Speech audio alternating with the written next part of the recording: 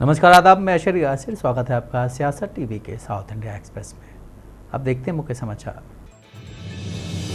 भोजमहल के भाजपा विधायक राजा सिंह ने हाईकोर्ट के निर्देशों के मुताबिक जारी किए गए तेलंगाना पुलिस के पैनल को चुनौती देते हुए मुख्यमंत्री रेवंत रेड्डी और जीएचएमसी आयुक्त आम्रपाली काटा से टैंक बंड में गणेश विसर्जन करने की अनुमति देने का आग्रह किया। राजा सिंह ने रेवंत से भ्रम दूर करने और विसर्जन की अनुमति देने का आग्रह किया। उन्होंने ये तर्क देते हुए कहा कि हुसैन सागर में पानी पहले से ही प्रदूषित है। राजा सिंह ने भक्तों के लिए भी चिंता व्यक्त की है। राजा ने बताया कि प्रतिबंध की घोषणा तब की गई जब विसर्जन के लिए केवल 6 दिन ही बचे हैं, जिससे वैकल्पिक व्यवस्था के लिए बहुत कम समय बचा है। यदि उच्च न्यायालय के निर्देशों को लागू किया जाता है तो भक्तों को अपनी गणेश मूर्तियों को विसर्जित करने के लिए कहां जाना चाहिए। उन्होंने सवाल करते हुए आगे दावा किया है कि क्या पीओपी जल प्रदूषित का कारण नहीं बनता है।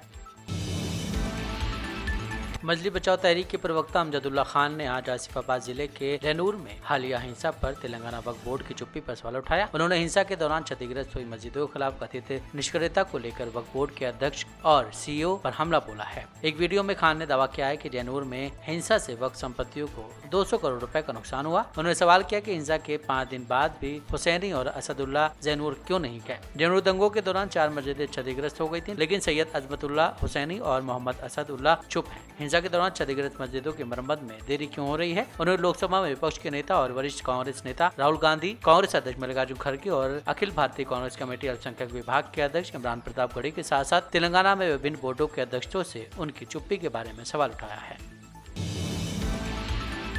तेलंगाना हाईकोर्ट ने भाजपा विधायक के वेंकट रमन रेड्डी द्वारा दायर एक याचिका का जवाब दिया, जिसमें आरोप लगाया गया कि राज्य और केंद्र दोनों सरकारें एमबीबीएस एडमिशन में आर्थिक रूप से कमजोर वर्ग ईडब्ल्यूएस कोटा के कार्यान्वयन की अपेक्षा कर रही हैं। विधायक का दावा है कि इस मुद्दे के संबंध में अधिकारियों को दिया गया उनका पिछला अनुरोध अनुत्तरीय रहा है। इन जवाबों के आलोक में मुख्य न्यायाधीश आलोक आराधे और न्यायमूर्ति जे श्रीनिवास राव की अगुवाई वाली अदालत ने राज्य और केंद्र सरकारों को मामले पर अपनी स्थिति स्पष्ट करने का निर्देश दिया है। मामले की सुनवाई 18 सितंबर को निर्धारित की गई है और अदालत ने अनुरोध किया है कि अधिकारी उस तारीख तक अपनी प्रतिक्रियाएं प्रदान करें। ईडब्ल्यूएस कोटा आर्थिक रूप से वंचित छात्रों के लिए तेलंगाना के सरकारी मेडिकल कॉलेज में 10% सीटें आरक्षित करता है। वहीं आंध्र प्रदेश कांग्रेस अध्यक्ष वाई शर्मिला का कहना है कि जान माल का भारी नुकसान हुआ है और विजयवाड़ा दुर्लभतम आपदाओं का सामना कर रहा है। फिर भी हमें नहीं लगता है कि केंद्र हमें किसी भी तरह से मदद करेगा। विजयवाड़ा में कम से कम 7 लाख आबादी इस बाढ़ से प्रभावित हुई है और फिर भी केंद्र सरकार आंध्र प्रदेश के लिए कुछ नहीं कर रही है। विजयवाड़ा आंध्र प्रदेश का सबसे महत्वपूर्ण शहर है। आंध्र प्रदेश को नुकसान हुआ है और केंद्र सरकार ने आंध्र प्रदेश की मदद के लिए कोई घोषणा नहीं की है, बस एक दिलासा दिए जा रहे हैं।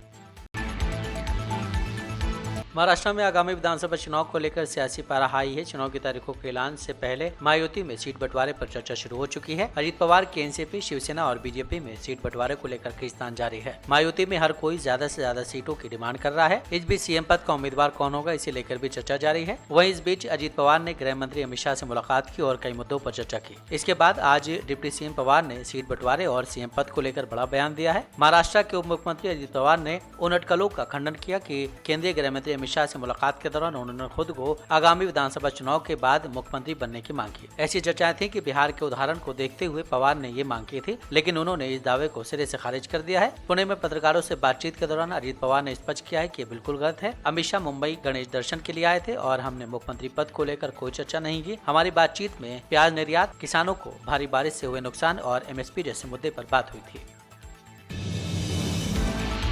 सुप्रीम कोर्ट ने आज कांग्रेस सांसद शशि थरूर को राहत देते हुए उनके खिलाफ मानहानि मामले में कार्रवाई पर रोक लगा दी है। उन्हें आज इस मामले में दिल्ली हाईकोर्ट में पेश होना था, लेकिन उससे एक दिन पहले ही सुप्रीम कोर्ट उनकी याचिका पर सुनवाई के लिए तैयार हो गया था। उन्होंने कोर्ट से आज ही सुनवाई करने की गुजारिश की थी, वरना उन्हें हाईकोर्ट में मानहानि की कार्रवाई के लिए उपस्थित होना पड़ता। दिल्ली हाईकोर्ट ने 29 अगस्त को उनकी याचिका खारिज कर दी थी। प्रधानमंत्री नरेंद्र मोदी को लेकर की गई टिप्पणी शिवलिंग पर बिच्छू के खिलाफ मानहानि का केस किया गया था, जिसके खिलाफ वो दिल्ली हाईकोर्ट गए, लेकिन कोर्ट ने मानहानि का मामला रद्द करने से इनकार कर दिया था। लाइव लॉ की रिपोर्ट के मुताबिक जस्टिस ऋषिकेश राय और जस्टिस आर महादेवन की बेंच शशि थरूर की याचिका पर सुनवाई कर रही थी। शशि थरूर के वकील ने कोर्ट में कहा था कि शशि थरूर ने साल 2012 के कारवा मैगजीन के आर्टिकल का हवाला देते हुए ये कहा था। याचिका में कहा गया है कि एक आरएसएस नेता ने पीएम मोदी की तुलना शिवलिंग पर बैठे बिच्छू से की थी। थरूर की दलील है कि उन्होंने एक पत्रिका में छपी बात दोहराया था। शिकायतकर्ता को इस मामले में सीधे प्रभावित नहीं कहा जा सकता है।